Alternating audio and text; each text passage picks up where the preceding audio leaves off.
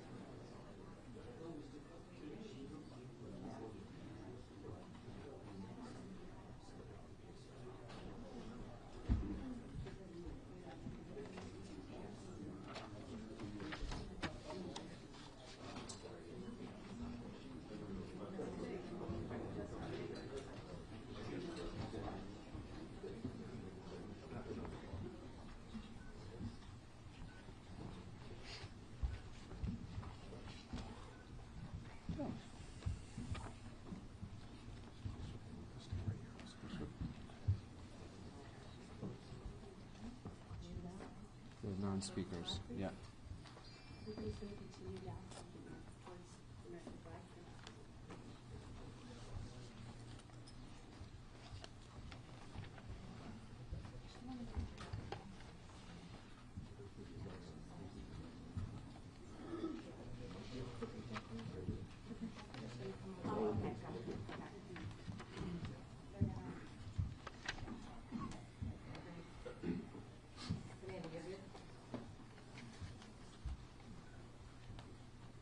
Michaela, everyone ready?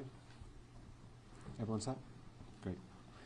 Well, good afternoon, everybody. Again, I'm Providence Mayor Brett Smiley. In a few moments, we will hear from Rhode Island Governor Dan McKee, Providence Police Chief Colonel Oscar Perez, and then Ted Dock, Special Agent in Charge from the FBI. I'm going to start with a brief update and then just to let folks know about the work that we continue to do to reassure residents in Providence that they're safe in their community, and we are grateful for all of the assistance that we have continued to receive. As we announced last night, we would be providing enhanced police coverage throughout the Brown community, throughout the East Side, and really throughout the city of Providence. And what residents and neighbors saw today was exactly that. There was specific enhanced coverage in Fox Point, Wayland Square, on Thayer Street, and on Hope Street, which are the commercial districts in the area. And I want to express the city's profound gratitude to the following departments who provided mutual assistance and additional coverage today. First and foremost, the Rhode Island State Police have been excellent partners, and I'm grateful for the governor of making sure that those resources are available to us here in Providence. But we were also assisted today by friends from neighboring communities here in Rhode Island, which is a terrific way in which our colleagues from throughout Rhode Island have been assisting. Today we had extra help from North Kingstown, North Providence, East Providence, Central Falls, and Pawtucket. Many other communities have offered to help, and we expect to take that help in the days to come. But through that mutual assistance of our neighboring communities, we were able to provide that additional coverage. Secondly, we were able to provide coverage to our schools today. We did have school here in Providence. I'm glad we had school today in Providence. We'll have school tomorrow in Providence. This is the last week of the semester, and it's important for kids to be in school, and so we're encouraging parents to do what's right for their family. We understand that there are probably difficult conversations happening at the kitchen table right now, but if you're comfortable, you should send your kid to school. Providence Public Schools are open, and we have police coverage at drop-off and pickup times to provide that extra sense of safety and security for our families. I spent the morning out at our schools too in the neighborhood to be there for our parents, and they certainly were glad to see an officer helping out. And so, as we've said many times, but it's important to continue to say we're so grateful for the tireless effort of law enforcement, not just to assist with the investigation, but to help all of us feel safe in our home. At this time, I'm going to turn the mic over to our Governor Dan McKee. Thanks, Mayor. And just like all of us, we want to see the individual that pulled the trigger on these young kids identified, apprehended, and brought to justice. I can tell you from the state level, we're continuing to coordinate our state police and instructed the colonel to make sure that all the resources that are available are being employed through the direction of the mayor, but that partnership is incredibly important. I also know that the schools are not only being impacted on the higher education in Providence and also the K through 12, but I also have heard and have been in contact with our Commissioner of Higher Education, Shannon Gilkey, along with our Commissioner of K through 12, Angelica Infante Green, to make sure that we are reassessing all safety issues in all our schools in the state of Rhode Island, and more to come on that. The issues that have to do with mental health, coordinating around the state through our higher ed and through our K through 12. I've assigned our Director Rick Leclerc to make sure that they're coordinating all of the social services, all the mental health help that's out there, so that we can kind of also deliver that on a statewide basis. I was at Family Services Rhode Island today on Hope Street, and just seeing what they're doing, and it's being duplicated all around the state of Rhode Island. So I think it's important that we do everything we can out of the governor's office to support what's happening at Brown, the community of Brown, Providence, but also knowing that this is impacting on a statewide basis. So we're deploying that efforts to make the effort to let people know that we want to do everything we can so they can be safe and feel safe. And then finally, we want to make sure that all Rhode Islanders know that everything that is physically possible is being done, and partnering in with our federal, the FBI, our state law enforcement, and also the local law enforcement to bring an individual and identify and bring that person to justice.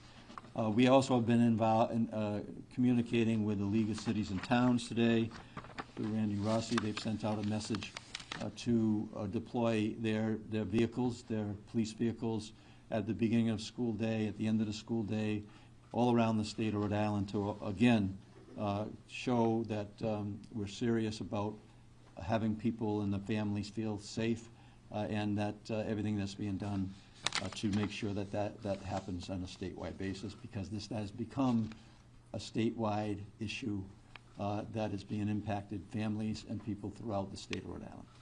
Mayor? Now we'll hear from Colonel Oscar Perez. Thank you, Mayor. Thank you all for being here again. Here we are once again to provide you some of the highlights and the progress that the Providence Police Department, along with several agencies, have gone together and stepped up to come up to this. I want to remind you that this is a very active investigation, very complex investigation, and it's the dedicated work of the men and women of the Providence Police Department, the Detective Division, the Community Response Team, the Special Response Team. It's all hands on deck. And on top of it all, if you have the state police who's assisting us and every other federal partner that has been in this building for several hours, and I want to commend and applaud them for the work that they have done, and that includes the FBI, HSI, ATF, the IRS, the marshals, and several other agencies, analysts that are here. So it's pretty active because we want to make sure, as the governor stated, as the mayor stated, to make sure that we identify this individual and bring him to justice. Our work that initiated today and continues to initiate for a while since it started, we're at the 49th hour, and there's no one that wants to put this individual in handcuffs than us. So this has brought us to a new lead, which I momentarily will be able to provide you with. That's going to include video of this individual as well as photos of this individual. We're asking the public for assistance to be able to identify this individual. The photos I will be able to show you are coming from the area of Hope Street near Benevolent and Manning. And those photos and those videos were retrieved around 2 p.m. on Saturday the 13th. And we believe that that's the same individual that we showed you from the previous video that we released. The public is encouraged to use the tip line, which is pretty active. We have a tip line which is staffed with officers from the Providence Police as well as analysts, and they're taking calls as we speak. And we want the public to use that information that they have that may be beneficial to this investigation. They need to call 401-272-3121 +0. That was going to direct you in order to provide the tips that you are providing to us. As well, you can access the FBI website at fbi.gov/Brown University shooting. Please, I'm going to ask you all to follow our channels to stay appraised of what's going on and to stay accurate. There's a lot of channels and a lot of stuff that's going out there that's circulating the wrong info. And I told you when I first met you that there's appropriate info, there's accurate info, and it's going to come from us. So I please and plead with you that you access those type of channels. Again, we're asking for the public's assistance in identifying this individual that we're about to show you, and we'll release this video on Twitter, on our Twitter account momentarily. I'm going to turn to the video behind us. I'll be able to show you in 2 seconds. Officer Mangan, if you can just activate put the videos up. So this is the first video that we're showing you. This is the individual walking. It's on the sidewalk of Benevolent.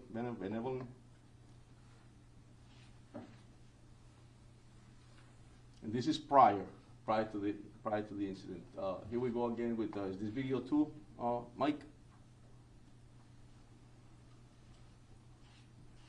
Again, you see him walking.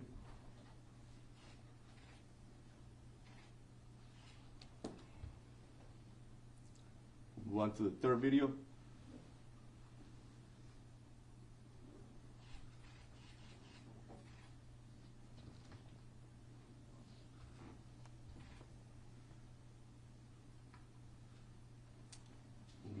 This is some photos of this individual.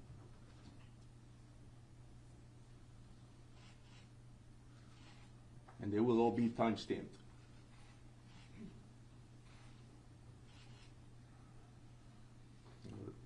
The last photo.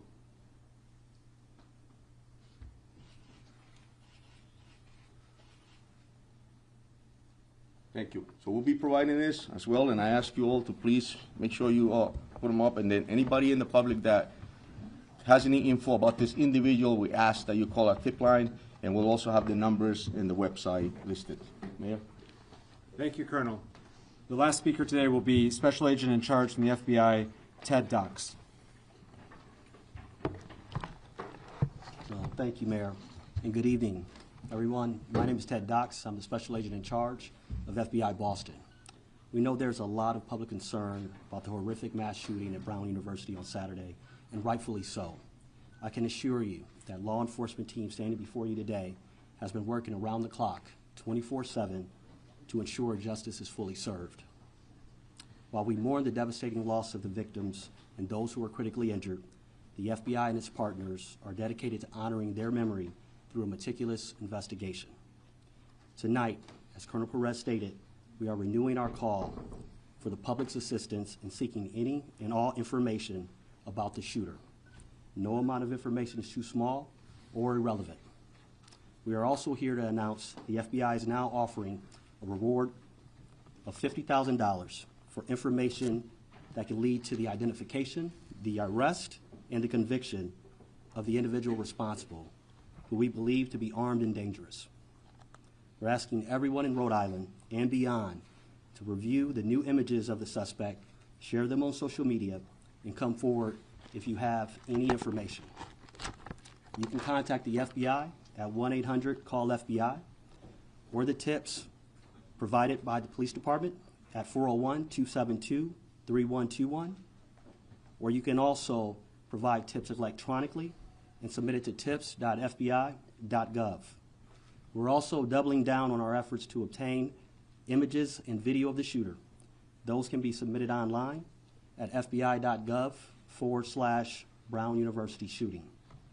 Our agents and analysts are fully embedded with our law enforcement partners, including the Providence and Rhode Island State Police.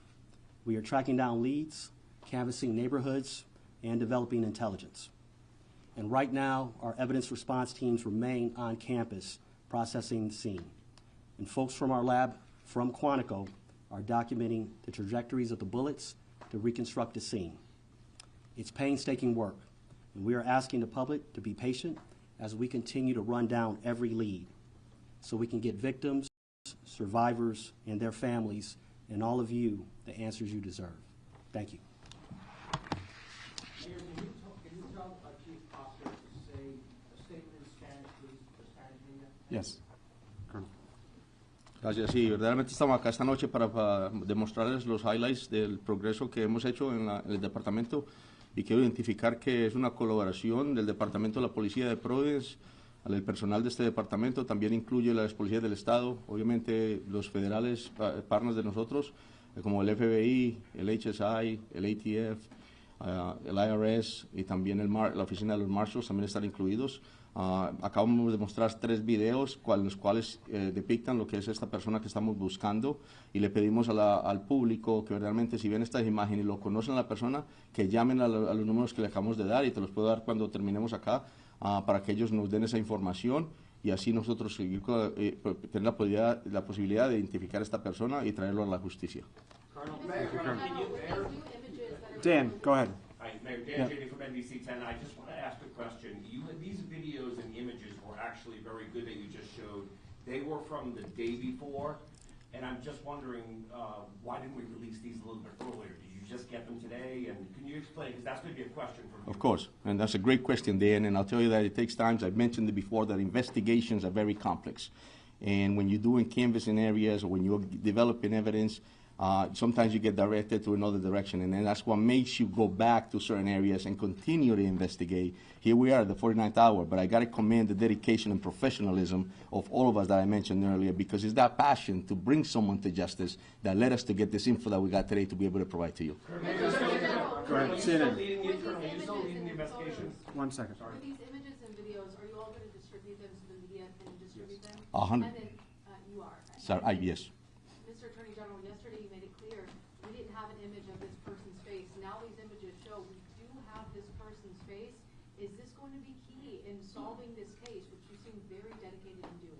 Yeah, look, I think, as I've said multiple times today, that these investigations are like threads that you pull on a garment, and some of them you pull and the garment doesn't open up, and other ones you pull and the garment comes undone. I think when you go out and get a better image of the person's face, that can only help the public, help us identify this person and confirm that they're the right person when that time comes.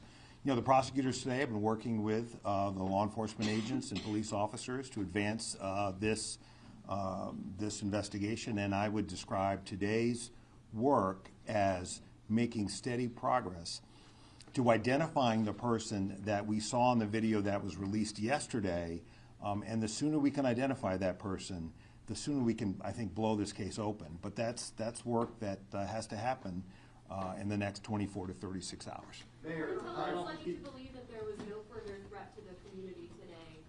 You mentioned yesterday that there was no additional evidence. Can you just expand upon that? Yeah, it's the same. It's the same as yesterday, which is ever since 4:05 on Saturday, which was when the first call came into Brown. There's been no new, credible, specific threat anywhere in the Providence community With having respect, anything. Mayor, there was no threats made prior to the shooting, so how can people feel safe with that information? The way in which we are trying to reassure our residents is through a noted, visible police presence throughout the community. It is going to be hard for my city to feel safe going forward. This has shaken us. That will be true tomorrow. I suspect that'll be true the day after the general convicts someone. This is a process to restore a sense of safety. But we're going to take those step at a time.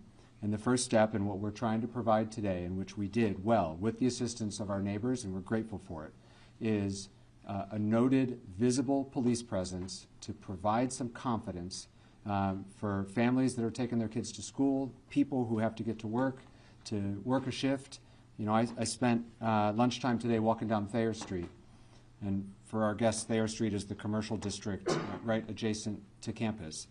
And I talked to one of the women at Antonio's, which some of you know is a pizza by the slice joint, and she said, you know, I didn't want to come to work today, but I needed to work. I needed to take the shift, and that's a very real thing happening in our community right now. But she noticed, and she appreciated the fact that there were patrolmen walking up and down Thayer Street. It made her feel a little bit better. And when she comes to work tomorrow, I hope she feels a little bit better after that.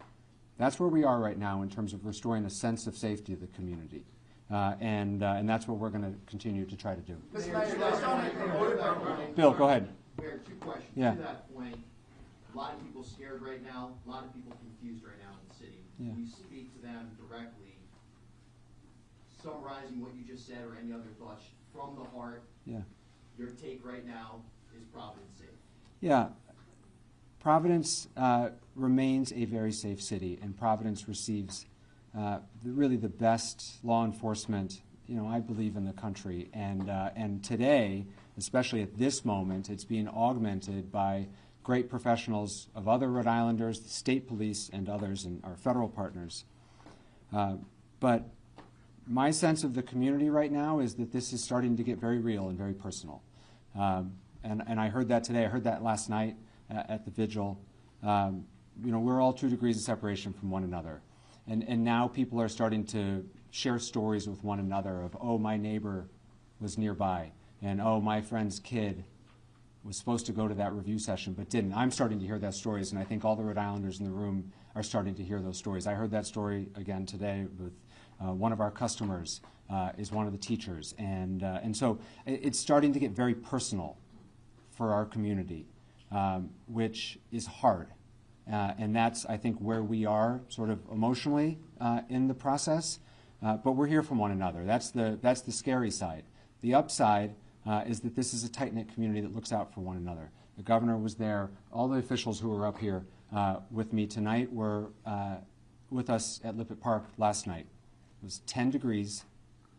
It was loosely organized, and yet hundreds of people came out because they wanted to be with one another. They were hugging their neighbors, they were crying, and they were offering each other support. So this community will heal from this. We will move forward. But that doesn't make light of, and I'm certainly not making light of, the fear and anxiety that persists. But the only way we're going to move forward through it is one step at a time, and today's one of those steps. Please, Barb, go ahead. Yeah. Do you have any idea what kind of firearm was used in this shooting? And do you know how many rounds were fired? Do you have any details of that nature? It was several rounds, and it was a small caliber, actually 9mm firearm was used. And it was several rounds into it, and obviously, as we all know, the casualties and the injured people, it's just terrible. So, yes. Colonel, I have 2 questions. Yes. Who's the lead investigator on this now? And secondly, what do you believe that a person of interest was doing in that video and those pictures that you obtained? Yes, so the first question, the lead is, obviously we're taking the lead, but we couldn't do this job without the assistance, as I mentioned, and collaboration of all the different agencies and municipalities. This is a team effort. This is important to us. As the mayor stated, you know, it has shocked the city, and a lot of people are concerned. So It's just an effort to put handcuffs on somebody, and it takes a whole team to do that. My second question is, what do you think he was doing? Was he staking out the area? Because this was the day before the shootings, correct? Correct. And so, that's it. So, hours before, days before? So it was a few hours before, and I'll tell you that at this point, that's all we have. So it was a few hours before what he was doing. We'll be able to find out further once we continue to investigate. Go ahead. Go ahead, John. Go ahead, John. John DePietro, Road Patrol Life. Can you talk about, is it unusual to change the direction of an investigation as it's going on? That's a great question, John. I think that, all detectives throughout this nation and in the world understand that when you investigate in a case, it takes different paths. You start somewhere, you start here, and all of a sudden something else pops off and you're going in a different direction. And that's what happens. It's complex. And at the end of the day, you have to investigate. You have to pull every rock. You have to look at every video. You have to examine evidence. You have to check ballistics. It just takes a lot of work. You have to interview witnesses. And sometimes that takes you to a whole different path. And as a police officer and a detective, you have to make sure that you don't get into the tunnel vision in order to be able to get the right answer. So, yeah, they do change. Go ahead, Steph. Go ahead, Steph. From what time passes, it'll be harder to make an arrest? I'll tell you, every minute In a couple days. Every minute counts. Every minute counts. But what doesn't stop is the dedication and professionalism of this department as well as our partners. So. Steph. Believe that any of the victims, whether the victims who died or the others, were targeted by this shooter, or that he was just shooting randomly and indiscriminately? That's all part of the investigation, Steph. Yeah, so we'll continue to investigate further. Can you also explain, the FBI today was searching in the bushes and kicking around the snow, or moving the snow on Waterman Street. We have known since Saturday that the potential suspect walked down Waterman Street. It was in the first video. Why would you be now looking in the bushes for something on Waterman Street 2 days later after it snowed? So I just answered John the same question on how investigations, they turn and lead you in a different direction. We might have used all our energies in the first few days to investigate something, and here we are now heading back to that same place to continue to investigate, and that's why you saw that, because the investigations change on a daily basis. An example of the 911 call or emergency calls that came in, when the first 911 calls to come in, were those dispatched by Brown University Police or Providence Police? It was dispatched by the 911 center, and yes, we responded immediately within minutes. You saw the Providence police cruiser pulling up. So Providence has been an investigator on this from the That's correct. Patrick. Have you received any leads or indication on whether this was personally motivated, political, or otherwise? Are there any threats to Brown that they have turned over that would give us an indication of why this might have happened? It's a great question, and that's something that we're all asking ourselves, and we'll continue to investigate to be able to get that answer. In front here. Do you have reason to believe that this person is no longer in the community? Because can you continue to try to reassure the public that they are safe, but you also just said that this person you believe is armed and dangerous, so how can those be true? Well, yeah, right, and that's something that's unknown, but like the mayor stated, I'll tell you that we have enhanced enforcement in that area. We have, Steph stated earlier, we have a lot of officers in the area, so in that sense, it's going to be safe. But however, as well, I just want to remind the community that our priority in law enforcement and in the city is to keep our constituents safe, keep them informed, and to keep them committed, to understand that we're a professional, we're dedicated, we're going to put somebody in handcuffs, and we're going to continue to do this job. So I want to know. Reason to believe that they are no longer in this community? That's something that we're continuing to investigate. Just real quick, Tom Quinlan, WPRO. On the trajectory of where this guy went from the video that you saw, where is the last place that you would you have clear video of seeing him? Is it like, are you still getting video from houses in that area? And Colonel Weaver, just real quick, in terms of the state's response, how much enforced patrol? We know about the enforced patrol in Providence, but are you putting throughout the state to keep the highways, keep an eye on the highways? We have increased our patrols throughout the state, and we will respond accordingly to any requests for additional assistance. This is a collaborative effort, not only from our uniform division, but also our detective bureau is embedded here with Providence and our federal partners, and we will not stop until we find out who the suspect is and bring them to justice. Question for Attorney General. I just want to clarify something because it seems that we're a little confused as far as the video itself says 2 p.m. It was the day off, 2 hours prior. So where? 2 p.m. So Yes. where's the last time that you actually have video? Let me just finish with the. Go ahead. Thanks, Tim.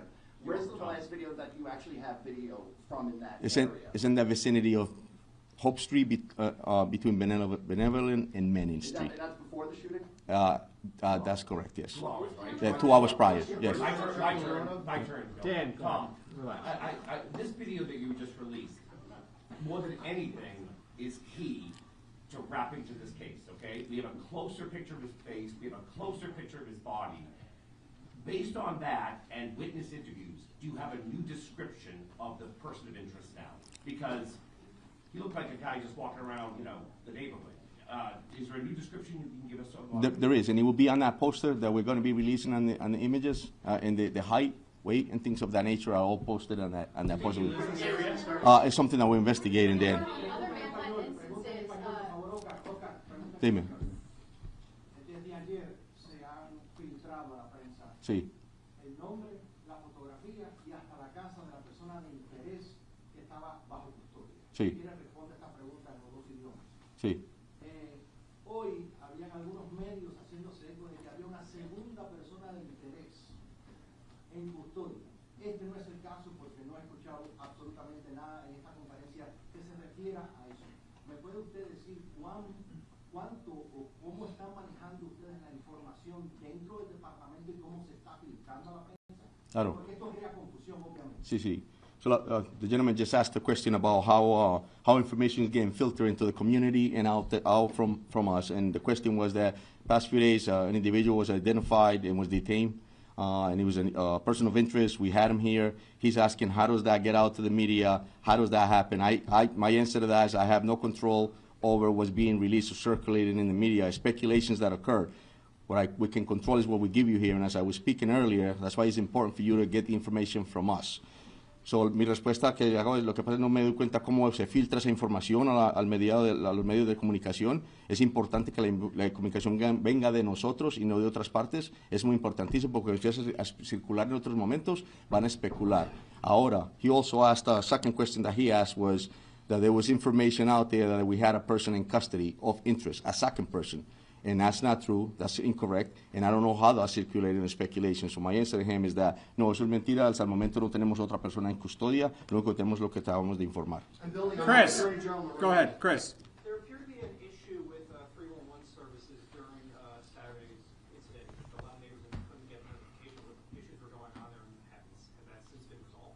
Yeah, so residents in the city of Providence were notified in multiple ways, and certainly through all of your outlets, all official City of Providence social media outlets, Twitter, Facebook, Instagram, and we pushed out a 311 notice. If you are not, the 311 notification system in the City of Providence, you have to sign up for it in order to receive it. And so 311 notifications did go out. If you are a resident of the City of Providence and you are not receiving 311 notifications, we urge you to please sign up. You can do so at the city's website. 311 notices have continued to go out throughout this entire incident, including up as recently as today, this afternoon, to clarify a false report with regard to a report of shots fired, which was found to be unfounded. We sent out a push notification through 311 to reassure people because in this day and age, there's a lot of misinformation. A lot of people are getting reports through non-official channels and are getting anxious as a result of it. And so 311 notifications are working fine, but you have to register for it. And you have to opt in for text messages. If anyone needs assistance for how to sign up for 311, if you are not tech savvy or if you are having problems, you can call the phone number 311, and we have staff available who will help register you. For all of our community, please know that there are always bilingual individuals to take those phone calls. Mr. Attorney General, real quick, you're on CNN this morning talking about, Mr. Attorney General, you're on CNN this morning talking about the person that you spoke, the person of interest from yesterday was here. We have not heard that here today. Can you talk about you know, is that person of interest still here in the state? Who was he? Was he from Wisconsin? Just, you know. Yeah, I think, as I said last night, for those of you who were here, I thought it was really unfortunate that this person's name was leaked by somebody. Is he cleared? Well, let me finish my answer. Was leaked, excuse me? Why you finish the answer? Just answer his question. No, I haven't finished it yet, Ronaldo. So I'm going to finish it. So the person who was held, it was unfortunate that his name got leaked, because it's one of the reasons why we use words carefully.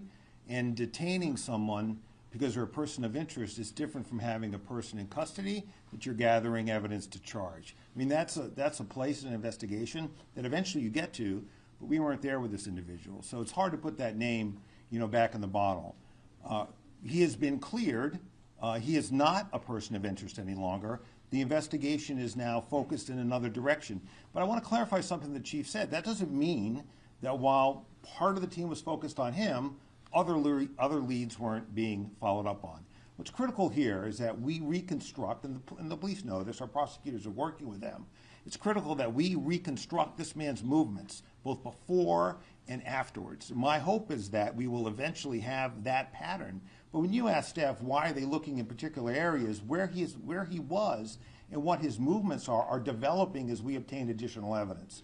So that can't explain why people are looking somewhere today as opposed to 2 days ago. We're learning more about his movements as we gather additional video evidence. And that video evidence has been coming in at a much greater degree than it was 12, 24, 36 hours ago. Why, you ask? Some people were away for the weekend. Some of these places were businesses. So what the team is doing, there are a bunch of teams doing different things, exploiting electronic evidence, exploiting physical evidence, meaning forensic evidence from the crime scene, canvassing the neighborhoods. And those are the threads that when you pull them will open this case up. And that has been true over the course of my career, and I'm confident it'll be true again here. General. Yeah, go ahead, Bill, and I'll get out of the way after that. Go ahead. This kind of follows up on what Colonel Perez said about, you know, to the general public to use official Providence police channels, be it YouTube or whatever. Are we doing a good job here? Is the media doing a good job in the ultimate goal right now, trying to locate this person? Yeah, look, I think part of what's important about these briefings, I give the mayor great credit for doing them, is to help push out information in a case like this to the press and the public to help us solve this crime. That's potentially what it'll take here. Mr. Mayor, I want to go back to Brown University. Yeah. Okay. There's been a lot of questions I've heard from a lot of parents today, and it goes back to the question about the alarm and that was installed in 2007. That in an active shooter location, it sends off a notice and tells people what to do. That never went off. I'm wondering, what is Brown's answer? And perhaps even just as important, why isn't Brown here today? As for the decision to activate the Brown alarm, that's a question for Brown. I believe it was asked of the chief of the Brown Police Department the other day. You'd have to follow up with him. This is not a decision that the City of Providence or any of the other law enforcement partners that you see behind me can trigger that alarm. I don't know the answer to that. We continue to work very closely with Brown, and it is no lack of support or there's nothing to read into the fact that they're not here today. We have meaningful. We felt like there was meaningful updates to make with respect to the investigation, the video and photos that we shared today. Brown is not a part of those updates, and so we have all of the relevant agencies who are working on this and where we are in this investigation today, and that's why who you see here is here. Go ahead. Concerns about why Brown didn't have those sirens go off? Have you had those conversations with them? Again, Brown has to answer that question, but it is clear that, and the Colonel mentioned this, and we've talked about it a couple times over the last 2 days, the police response to the initial call was swift, timely. We don't believe there was any, it could not have happened any faster than it did. And so I can't speak to, honestly, don't know a lot about their alarm system, and you'd have to ask them about it. But in terms of our response, it was nearly immediately. There's a lot of presence in that area, and Brown PD responded very quickly. In all due respect, Mayor, we can't ask Brown if they don't show up. Well, you have their contact information, and I would encourage you to reach out. Please, straight back. I'm sorry. I'll- Do you have any update on the victims who are still hospitalized? Have you spoken with any of them or their families? I don't. There's no degrading of their condition, but I don't have the latest status of them. I've not spoken to them since yesterday, although I know other people have, and we're happy to try to get you an update for our next update. John. That Brown is to blame here, saying that the onus of this tragedy is on the school itself. Do you think that's a fair criticism? Do you disagree with what the president is saying in response to this shooting, sir? Who's the question for? I'm sorry. For Governor McKee. Repeat the question, please. President Donald Trump has said that Brown University is to blame for this shooting and saying it's the school's problem. Is that a fair criticism, or do you disagree with what the president? I don't think it's fair criticism. Colonel. Can you expand on that? Why not? Because Brown University is not collaborating with you guys. You're lying to the press over here. They have facial recognition. We know that because they follow the student, they follow everybody in the neighborhood. We've been in Facial conversations. recognition. They need to release that data to everybody know who the guy in the video. We got the video Saturday. Why you guys release the video today? I think I answered the question. All right, guys. Listen, John, please, just for a second. A couple things. First of all, Brown University and Brown Public Safety, Brown Police Department has been a close collaborator throughout this process. I do not accept that criticism. Secondly, everyone you see behind us, we've all been working for now 49 hours. We're tired. We're serious about the task at hand. I know all of you have been working very hard, and I suspect all of you are just as tired. The press has been a great partner in pushing out relevant, factual, timely information, and we are grateful for that. This crowd has grown a little bit over the last 48 hours, and I know that people are weary, and so I'm asking, please, for a little bit of patience and grace, and we have been fully transparent. We continue to answer your questions. We will continue to do so. But the best way to inform the public and to ask for their help is for these opportunities to not degrade into baseless accusations, and we will point them out when we hear them. John, go ahead, please. Question to the Colonel. Colonel, we learned, you revealed that the shooter used a 9mm. Now, there's a report the shooter yelled something right before his shot came in. Could you tell us what that was? Yeah, it's part of the investigation, John, and we'll, yeah. Now, the only reason I ask that, though, is, for instance, like with the Unabomber, his brother recognized the writing. So it's possible a friend or family member might recognize if the person said something that was significant. Correct. So that's why you don't, other than the 9mm, is there anything else inside that auditorium that you could tell us? No, that's correct. And listen, like I said earlier, investigations will bring us to evidence that we need to collect in order to be able to prosecute. With that being said, we're going to continue to collect evidence, and if it leads us to something to that nature that's going to be extremely helpful for us to identify somebody, we'll be the first ones to put it out. Alex. With how much time has elapsed at this point, do you have any evidence that indicates that this person is getting help, or are they a lone wolf in this situation? Yeah, so we'll continue. Those are great questions, Alex, and I think that's something for us to continue to investigate. This is active and it's complex, and so that we may have an answer to that by themselves, but that's not something that we have ruled out, and we won't do that. So. To the left here, please.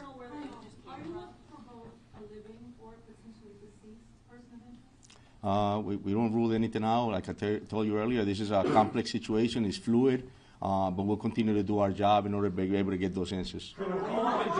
Straight back, please, back. You were describing the suspect, of course, the overall someone in his 30s, and then you say 20s. From what you've seen, the picture that you've seen, can you now, through FBI profiling that's been done, give us a better age and whether or not he has any connection at this point, 49 hours later, to that classroom, that lecture hall, and to the Brown University campus? Can you say that lecture hall was targeted? Because he didn't, we saw the video of him going around the neighborhood that you just showed us, but he didn't go anywhere else into that campus. So can you say that classroom was targeted? I'll tell you that what I can tell you is that this individual definitely targeted Brown University, because clearly that we're here speaking about that. And I can also tell you that obviously it's something that we're looking into as far as there was anything else that he was targeting, but it's all open. Was there another question to that part? I asked you about the approximate age, because Yeah. this is the first time we're seeing his face, and just like with the marathon Yes. bombers, when the authorities finally put those pictures out, Yes. within hours, Yes. those people came up. So now that for the first time the nation is seeing this image, Correct. frontal image of this suspect, Yes. what are you able to, and the SAC from Boston Yes. especially, what are you able to now determine? And we have that, and they have been extremely helpful, and we're going to be able to provide that to you so that you can put it on your own websites. But do you have Dan's got the last question, and then we're going to wrap it up. All right, I want to Yes. ask two questions, Yeah. if I could, Mayor. To follow up on John's question, did the suspect yell, like has been reported, and there's been some erroneous reporting, but did he yell when he came in the classroom? And how valuable have witness statements been from those who survived? Listen, my heart goes out to the victims. It goes out to the families, and I'll tell you that their cooperation has been extremely helpful. And that, with that being said, we'll continue, and I'm gonna respect the fact that, and I hope that they get better. And my heart and soul goes out to them. So, Did he yell though? Did somebody so that's say something that we're investigating. We took statements, and we have to confirm that. So- Mayor, a lot of cell phones. A few questions for somebody. We're gonna wrap it up here. For your planning purposes, we will continue to brief in this location until we say otherwise. We also, unless there's a significant update, we don't expect to brief further today, and expect to do this again tomorrow. Obviously, it's subject to change. Please make sure you're on the press list. If you're not, you can see Josh. That's how notice will be made. But for your planning purposes, that's our expectation. Thank you all very much.